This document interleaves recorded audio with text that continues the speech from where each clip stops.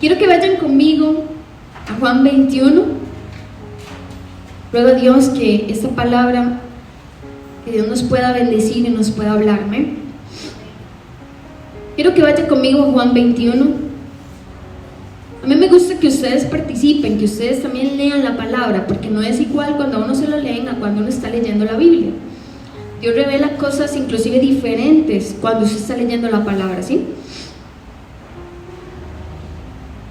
Y dice Juan 21, versículo 2. Dice, estaban juntos Simón Pedro, Tomás, llamado el Dídimo, Natanael, el de Caná de Galilea, los hijos de Zebedeo y los otros dos de sus discípulos. Simón Pedro les dijo, ¿qué les dijo? ¿Qué les dijo Simón? ¿Me van siguiendo? Versículo 3. Voy a pescar. Simón les dijo, voy a pescar. Ellos le dijeron, vamos nosotros también contigo. Fueron y entraron en una barca. Y aquella noche pescaron muchos peces. Y aquella noche no pescaron nada. Y dice, cuando ya iba amaneciendo, es decir, toda la madrugada estuvieron tratando de pescar.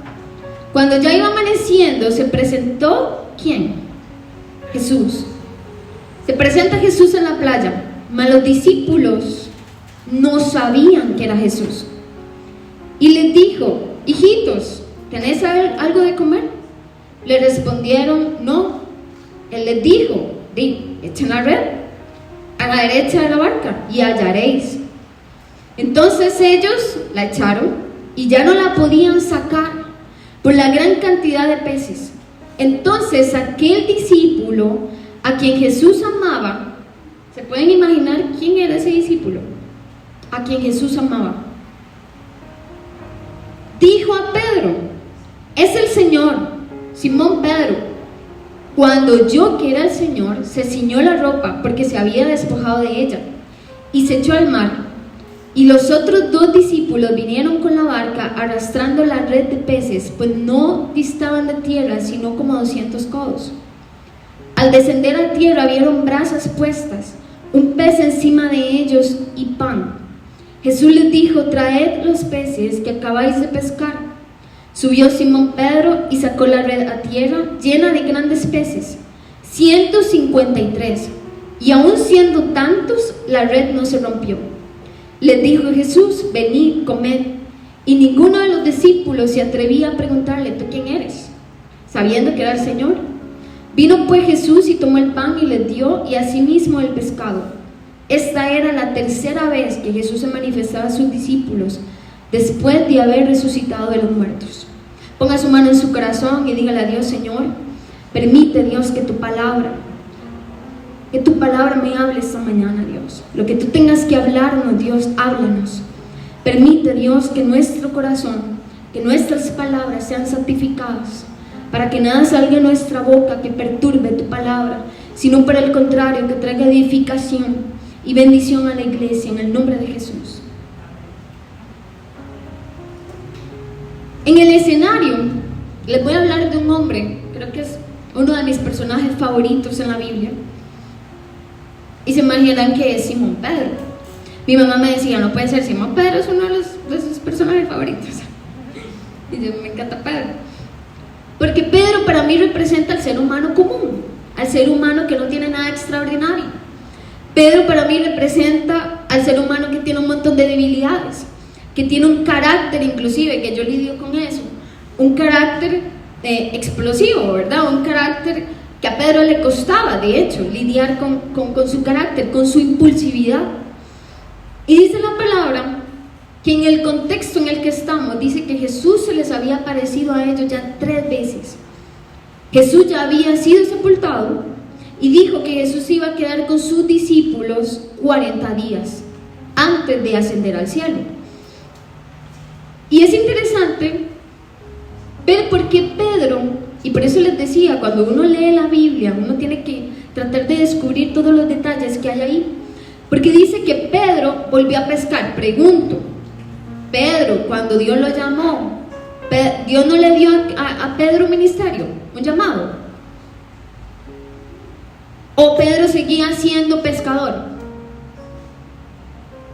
vamos a estudiar todo el Nuevo Testamento, tarea para la otra semana. No, ¿verdad? Ya Dios lo había llamado. Pedro tuvo un encuentro con Jesús y ahora lo vamos a leer. Y dice que Pedro volvió en el versículo 21, volvió a pescar. Pregunto, ¿será que Dios te entrega un llamado? ¿Será que Dios te entrega una encomienda, un propósito? Y luego te dice, no, chao pescado, no me sirves. ¿Será que Dios te llama, Dios te da un ministerio y después te desecha? Yo creo que nosotros mismos nos desechamos a nosotros mismos. Nosotros mismos nos encargamos de sabotearnos. Jesús dice, tengo palabras para ti, y nosotros decimos, yo me veo terrible. Jesús dice, yo tengo ministerio para ti, y usted dice, no, yo no canto nada, yo no puedo hacer eso. Dios dice, yo te levanto, yo creo en ti, creo en que tú puedes trabajar con matrimonio, no sé, trabajar en diferentes áreas en la iglesia, y somos nosotros los que decimos, yo jamás en la vida. Dios podrá usar al fulano, pero a mí jamás. Yo no sé hablar, yo no tengo estudios, yo bla bla bla, y ponemos miles de excusas. Y me encuentro a Pedro. ¿Ustedes creen que Pedro era preparado académicamente? No, se ha demostrado que otros discípulos de Jesús eran más preparados académicamente, pero Pedro no. Pero no era ni preparado académicamente, no tenía un estatus social importante. Claro, después en su ministerio con Jesús, él empieza a transformar su vida y a transformar su camino. Pero antes de conocer a Cristo, Pedro no era una figura importante. ¿Están conmigo, sí? Y Jesús llama a Pedro. Y me parece, por eso les digo que me parece tan común Pedro hacia nosotros, o como nosotros nos representamos, porque Jesús sabía que Pedro iba a fallarle. Jesús sabía que Pedro en su momento más doloroso, hablando Jesús en su momento más doloroso, Cristo, Pedro iba a darle la espalda. En su momento más difícil, Pedro era el primero que iba a dar la vuelta, y iba a darle la vuelta a Jesús, a darle su espalda. Y aún así, en medio de eso, en medio de que Jesús sabía y Dios sabía lo que Pedro iba a hacer, dice que Dios decide llamar a Pedro y decide darle un llamado, un propósito. Y quiero que vaya conmigo a Lucas 5,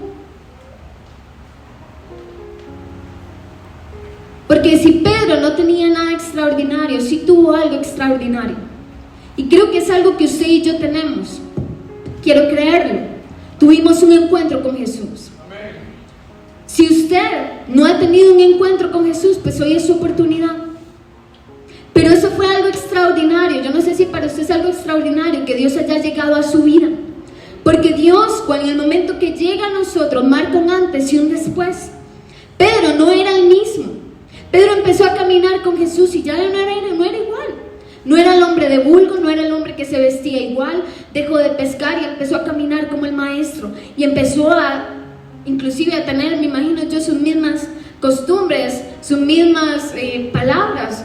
Como cuando usted habla con un amigo y empieza a tener las mismas frases que el amigo habla, se ríen igual, caminan igual. Eso es lo que hacen los amigos. Pedro llegó a ser amigo de Jesús. Y dice Lucas 5, cuando Pedro tiene su primer encuentro con Jesús, y dice en Lucas 5:2, y vio 2 barcas que estaban cerca de la orilla, hablando de Jesús, y los pescadores, habiendo descendido de ella, lavaban sus redes. Y entrando en una de aquellas barcas, la cual era de Simón, le rogó que la apartase a tierra un poco, y sentándose enseñaba desde la barca a la multitud. Cuando terminó de hablar, dijo a Simón, boga mar adentro. Vemos parecido el escenario, sí o no, a Juan 21. Dice que Jesús llega a donde Pedro, tiene su barca a la orilla, está estancado, ni siquiera está en la profundidad. Pedro, habían pescado y no habían encontrado nada. Habían tirado las redes y no habían encontrado nada.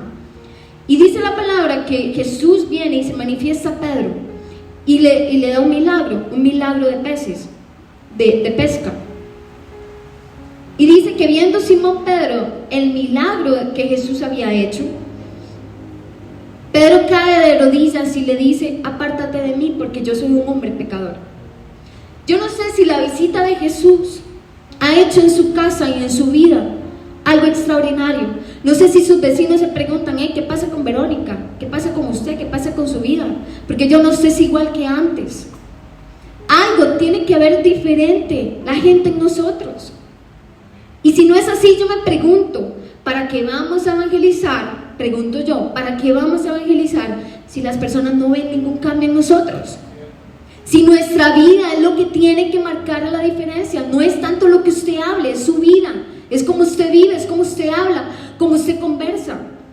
Yo siempre he dicho, gente que está aquí, que estudia en la universidad, deben ser los mejores promedios, porque ustedes representan a Cristo. Cuando usted trabaja, usted tiene que ser el mejor calificado en su trabajo, y no por vanagloria ni egocentrismo, es porque usted representa a Cristo. ¿Usted me está escuchando? ¿Cómo es posible? ¿No le daría vergüenza a usted que lo llamen, no sé, a los que tienen hijos aquí, que lo llamen y le digan, uy, no, vea, su hijo es el peor de la clase? ¿Cómo queda usted? Se avergüenza, usted dice, Padre mío, espérese que llegue a la casa y agarre ese huila del pelo. ¿Verdad? No. Y así es Jesús. ¿Cómo se siente Jesús cuando dicen, hey, el cristiano es el que robó de la caja fuerte? ¿Cómo queda Jesús ahí? No sé si usted está aquí conmigo hoy, pero es que cuando usted representa a Cristo, su propósito cambió. Ya no es lo que usted quiere, es lo que Dios quiere para usted. Cuando usted representa a Jesús, toda la gente lo vuelve a ver diferente. Es más, la gente lo señala a usted por ser cristiano. Dice, claro, porque es pandereta, entonces pórtese bien. Ese es pandereta, ese anda mintiendo, ese no debería mentir porque es pandereta. O va a la iglesia y aún así véalo aquí en la casa qué desordenado que es, pero ahí va y levanta las manos en la iglesia. Claro que sí, porque la sociedad nos va a marcar, porque demandamos algo y es la figura de Jesús. Cuando Pedro tiene un encuentro con Cristo, Pedro ya no podía hablar vulgar y ya no podía andar con la gente que le andaba. Y no por un asunto de vanagloria, es porque nuestro pensamiento, nuestras prioridades y nuestra vida entera empieza a cambiar. Cuando Jesús aparece en escena, todo en la vida de Pedro empieza a cambiar, empieza a transformarse. Y por encima de las debilidades de Pedro, porque aquí quiero llegar, porque nosotros nos saboteamos a nosotros mismos, porque sabemos con qué debilidades lidiamos. Cada uno aquí sabe cuál es su debilidad. Y no creas, Satanás también sabe. Satanás también sabe con qué lidia usted. Satanás también sabe con qué puede atacar su mente y su corazón, con qué puede destruirlo emocionalmente. Y es ahí donde nosotros, aún por encima de esas debilidades, dice que Dios sobrepasa la gracia de Dios no la podemos entender. Porque en medio de tanta debilidad y tanta cosa que tenemos, Dios te escogió, por eso usted está aquí. Dios te dio un propósito, por eso usted está aquí. Lo que pasa es que no hemos creído lo que Dios ha querido decir de nosotros. Y no otros. Nosotros mismos no hemos creído lo que Dios ha depositado en nosotros. Es más, yo le pregunto a usted, a quienes tienen hijos, ¿ustedes creen en el potencial de sus hijos? ¿Creen lo que Dios ha depositado en sus hijos?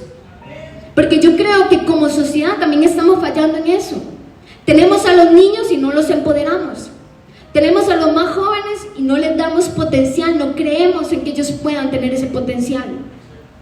Estamos discriminando, creemos en que un niño y un joven no puede profetizar, no puede predicar, no puede levantarse, no puede ser un genio de cálculo. Yo siempre le digo a Daniel, yo no sé, vos tenés dos opciones en tu vida, sos médico o sos ingeniero. Que lo molesto, obviamente, ¿verdad? Bueno, no. Pero yo le digo a él, ¿por qué no? Yo creo que vos vas a ser un genio. Créanle en el potencial que Dios puso en mi hijo. Pero ¿por qué nosotros somos tan renuentes en creer en lo que Dios ha hecho? Porque ya lo ha hecho. Lo que pasa es que no hemos levantado, no hemos caminado por esa palabra. Tenemos palabra. La semana pasada vino la profeta, habló de puertas abiertas. Y pregunto, ¿cuáles puertas está tocando usted si ya están abiertas? ¿Por cuáles puertas ha estado usted visualizando para este 2024? Estamos en enero. ¿Qué proyecciones ha hecho usted para este año? o sigue perdiendo el tiempo. Entonces se va a ir enero, se va a ir febrero, se va a ir el año 2024, llegamos al 2025 y decimos, me siento fracasado, no he hecho nada de mi vida. Porque no nos proyectamos. Y Jesús lo primero que hace con sus discípulos es agarrarlos y proyectarlos. A partir de hoy no vas a ser más pescador, a partir de hoy vas a ser pescador de hombres, y vas a caminar aquí, y vas a hablar aquí, vas a ir a las aldeas. Y empieza Pedro a transformar toda la nación, y empiezan a ir de dos en dos, a sanar gente, a hablar de Cristo, a darles nuevas buenas de salvación, y empieza a transformar a toda la gente que está a su alrededor. Porque tenía una palabra, porque Pedro sabía, Jesús me habló, Jesús me ungió, yo creo esa palabra, yo me levanto, fui un pescador, pero ahora no, ahora soy pescador de hombres, ahora ejerzo mi ministerio, ahora no me importa si me digan que no pude, yo tengo ministerio, Jesús me lo dijo. Pero entonces, ¿qué pasa con nosotros? ¿Qué ha pasado con nosotros como sociedad? Somos una sociedad de cristal, ¿sabían? Las nuevas generaciones. No se les puede decir, no, porque me mató, te demando. Así es en el trabajo. Nos dicen, hay que tener cuidado como usted dice las cosas, porque si usted le dice que no muy fuerte, se pueden lastimar. No, hombre. Yo me pregunto, ¿qué clase de personas estamos criando en esta sociedad? Los límites son importantes. Usted tiene que saber con lo que puede lidiar en su corazón y con lo que no. ¿Por qué tantos creyentes perdiendo su propósito? Porque uno no se levantan por la palabra, no caminan en la palabra, no saben a dónde van, no saben qué quieren, no tienen un propósito claro en su vida. Y peor aún, si Dios me dice que no, me quiebro, porque Dios no me dio lo que yo quería, sin saber que ibas al barranco, porque vamos al barranco cuando no hacemos lo que Dios quiere, porque Dios sabe de qué nos libra, Dios sabe por qué no nos ha dado X o Y cosa, y usted no tiene que quebrarse, tiene que caminar bajo una palabra. Empodérese. ¿Por qué nos perdemos en el camino? Pregunto, ¿por qué tanta gente? Y no hablo tanto de ministerio, hablo de su vida en general. Hablábamos con un primo hace poco y yo le preguntaba, ¿y usted qué quiere, mi amor, hacer de su vida? No lo sé. Y tengo 20 años, no lo sé. Estoy en un cuarto encerrado, le dijo a los papás que estaba en depresión y que pensaba matarse. Entonces yo digo, porque estamos en una sociedad donde el grado de suicidios ha aumentado, donde el grado de depresión y ansiedad ha aumentado, donde la gente ni siquiera puede dormir, ocupa pastillas para poder conciliar el sueño, y creyentes. No estoy hablando de gente del mundo, la gente del mundo yo no sé cómo hace para vivir sin Dios. Estoy hablando de los creyentes, que se supone tenemos una palabra, que se supone tenemos un ministerio, ¿sí o no? Usted fue marcado desde que Jesús llegó a su vida, Dios a usted le dio un propósito, y un propósito que me gustaría que leyeran la vida de Esther, que no me puedo detener ahorita, pero Esther dice que cuando ella se levantó, Mardoqueo le dijo, o hace lo que Dios a usted le mandó a hacer, o Dios encuentra otra mejor. Entonces, ¿hace usted lo que Dios a usted le mandó a hacer? ¿O Dios escogerá a otra persona que no haga?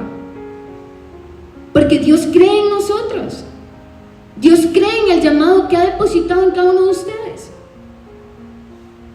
Pero seguimos perdiendo el tiempo. Y seguimos poniendo esfuerzos en cosas y dedicación de tiempo. ¿Usted se ha preguntado en qué dedica el tiempo durante la semana? ¿En qué se le va el tiempo? A mí me gustaría que cada uno de ustedes no se haga un estudio.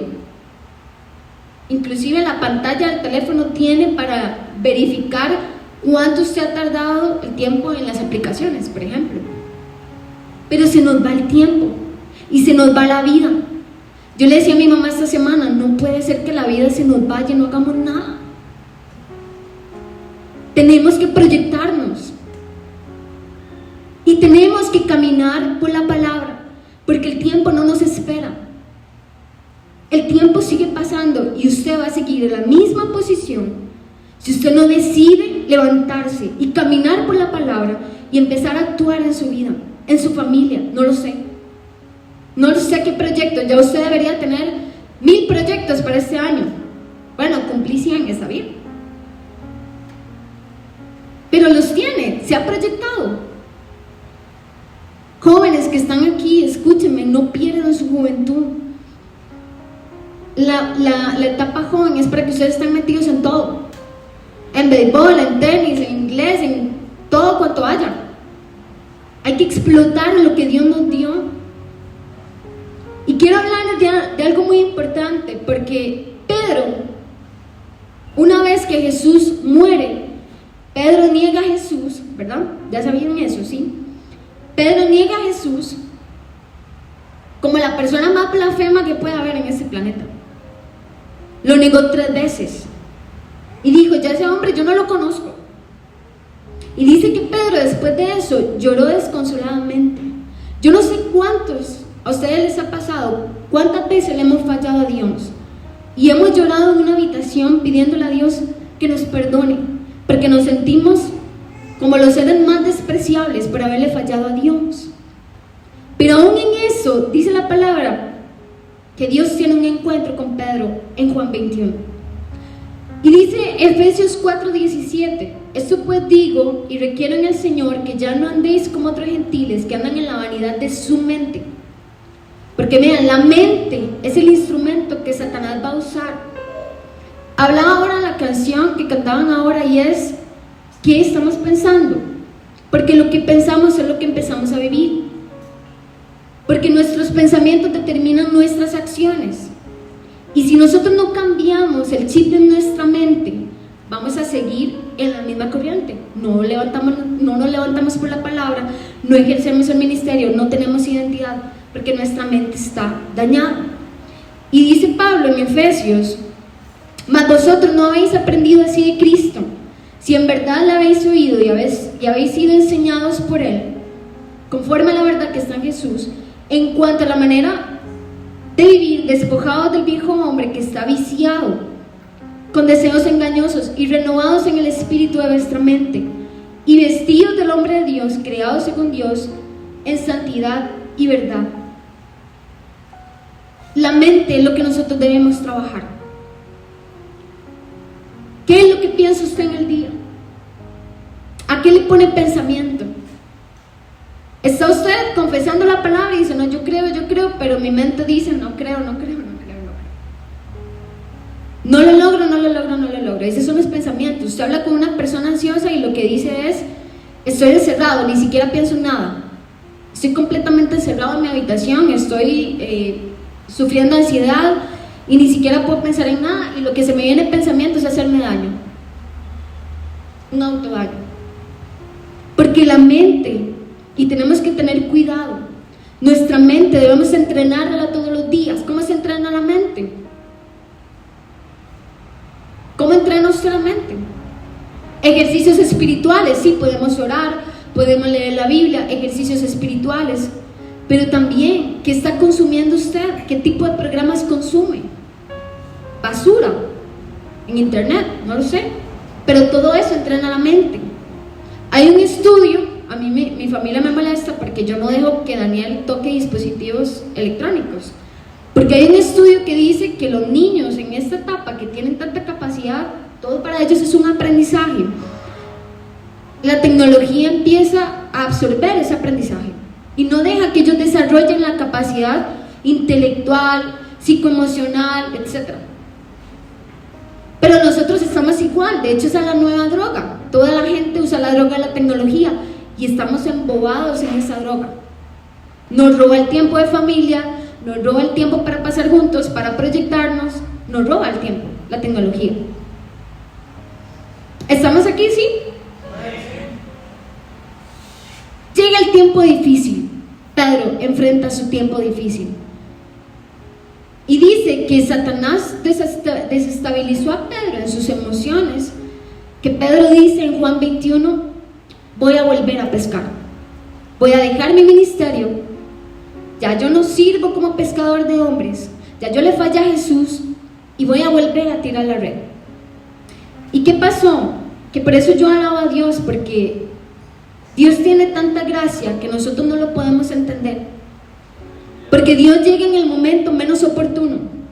Porque Dios llega en el momento cuando usted menos lo piensa, o cuando ya usted se ha descalificado, Dios llega ahí.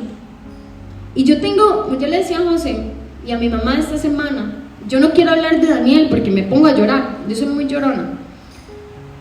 Pero no crean, Satanás nos atacó mucho el año pasado, muchísimo. Mi embarazo fue bonito toda la etapa y al final fue terrible.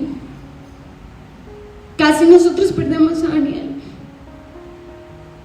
Y en esos momentos donde usted está atribulado, Satanás ataca la mente.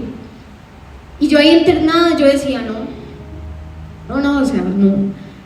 vamos a perder a Daniel. Eso era lo que yo pensaba.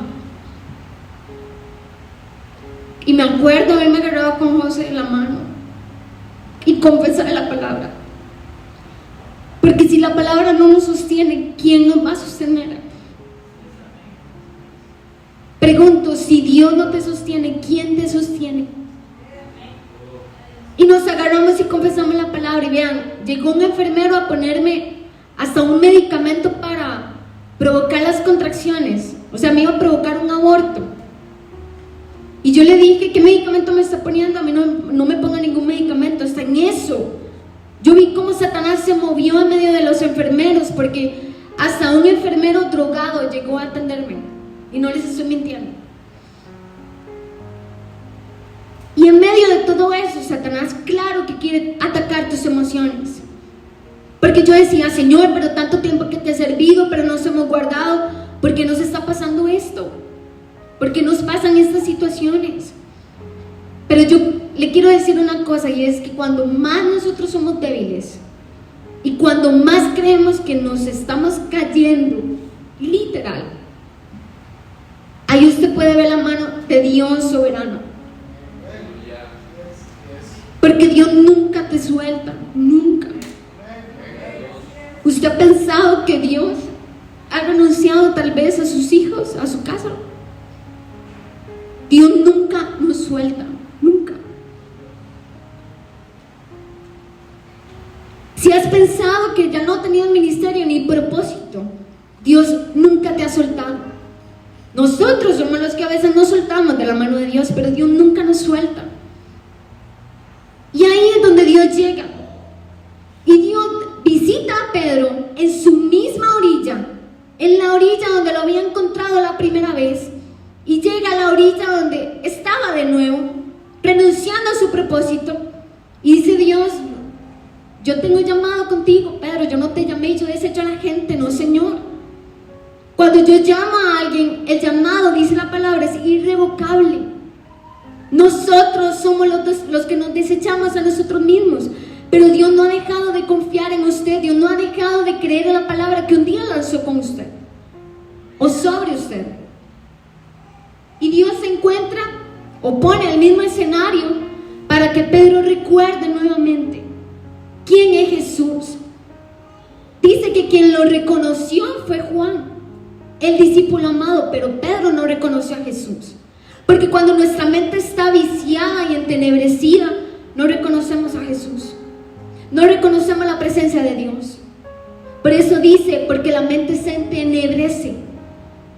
Pero Juan no dejó de creer en Jesús. Juan estaba conectado con Cristo, aunque no lo tenían cerca. Y Pedro, donde escucha a Juan que dice, ese es Jesús, Pedro se levanta, se ciñe la ropa y dice, no puede ser, ese es el maestro. Y les quiero leer Juan 21:15.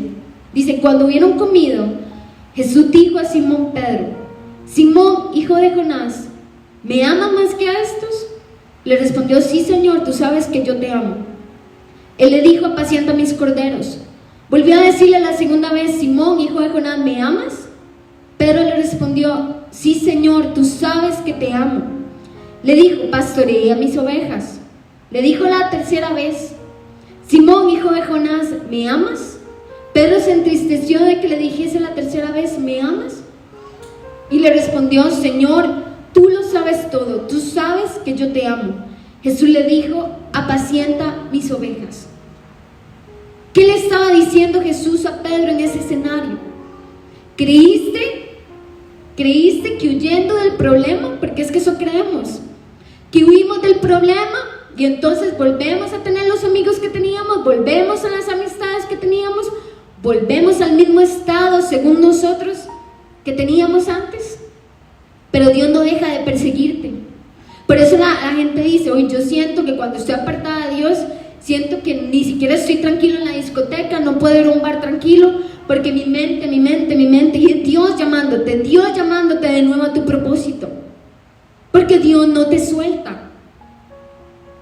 Y dice que Pedro, en medio de esa conversación con Jesús le dice 3 veces, le confirma, tienes un llamado, 3 veces. Pregunto, ¿cuánto más quiere usted jugar con su destino y su propósito? No tome decisiones en la frustración. Escúchame bien, no tome decisiones en medio de su momento difícil, en medio de su frustración, porque nuestra mente se entenebrece y podemos tomar decisiones que van a perjudicar nuestro futuro. Podemos comprometer nuestro futuro completo. Tome decisiones y descanse en Cristo. Dependa de Jesús. No sé si usted se puede levantar esta mañana. Póngase de pie.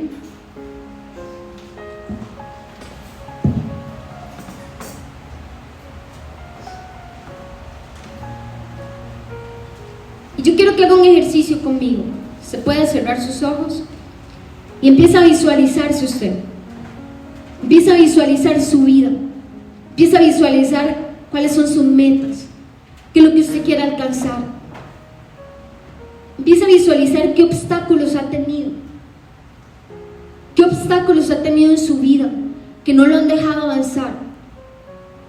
Y si ha avanzado, y si usted ha crecido y es una persona proyectada, ¿qué creen que Dios tiene más para usted este año? Porque Dios no ha acabado con ninguno de nosotros. Y yo quiero que usted empiece a visualizar a su familia, porque Dios esta semana me ministró tanto con el tema de familia, y yo quiero que usted visualice y proyecte su casa y proyecte su familia. Y empiece a ver a sus hijos con proyección. Marque una palabra sobre sus hijos. Lance una palabra de bendición sobre sus hijos. Dios no ha acabado con ninguno de nosotros.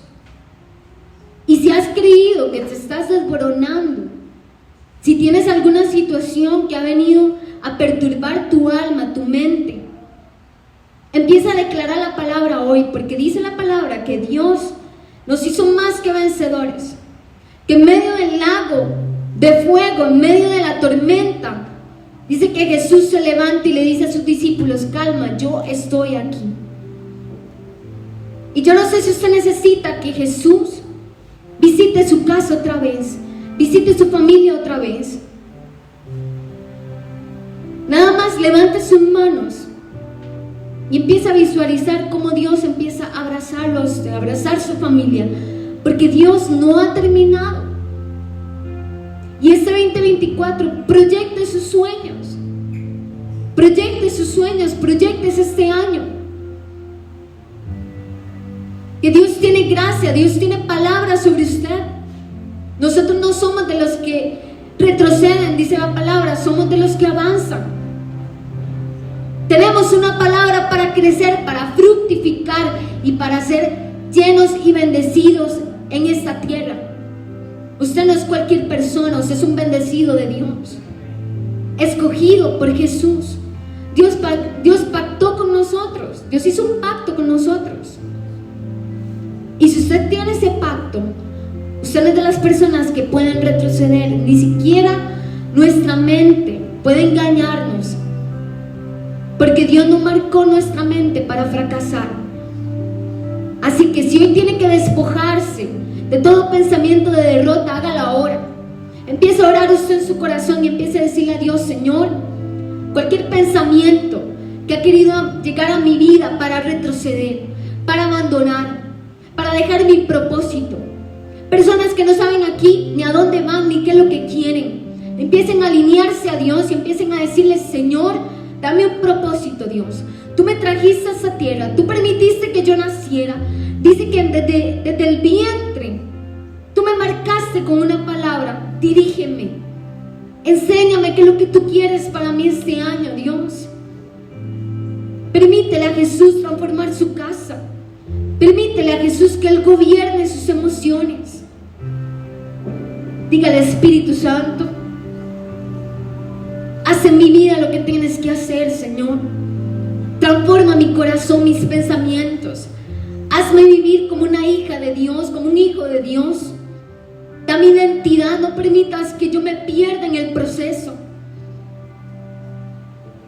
En el nombre de Jesús, oramos, Señor, para que esta mañana, Dios, seamos bendecidos como iglesia. Dice tu palabra que somos dichosos porque tú tuviste un encuentro con nosotros, Jesús.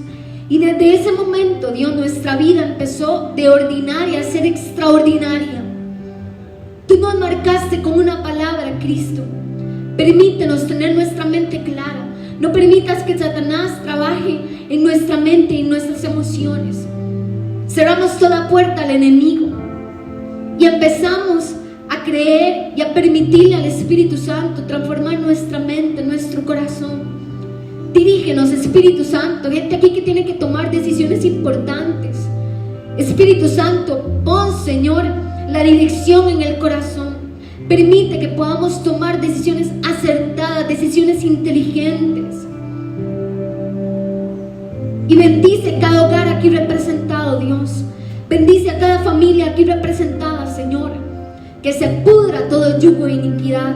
Que se pudra, Señor, todo aquello que ha querido desgastar el corazón de una persona. Y ahora mismo, Jesús, trae tu identidad, trae tu marca personal sobre nosotros, Dios. Inyéctanos tu gen, Jesús. Ayúdanos a caminar con seguridad. Ayúdanos, Señor, a caminar con la cabeza en alto, no por vanagloria, porque no tenemos de nada de qué vanagloriarnos, sino que las otras personas puedan ver en nosotros realmente a Jesús. Que podamos representarte, Jesús, a donde quiera que estemos. Bendigo a los jóvenes que estudian, para que sean los mejores promedios, para que sean destacados. Bendigo, Señor, nuestros trabajos, para que lo que hagamos, Señor, sea un trabajo extraordinario, fuera de lugar. Y que nuestros planes este año, nuestras proyecciones, sean proyecciones exitosas. Márcanos con éxito. Tú nos marcaste con el éxito de Dios. Si estamos en Cristo, nada nos puede hacer retroceder.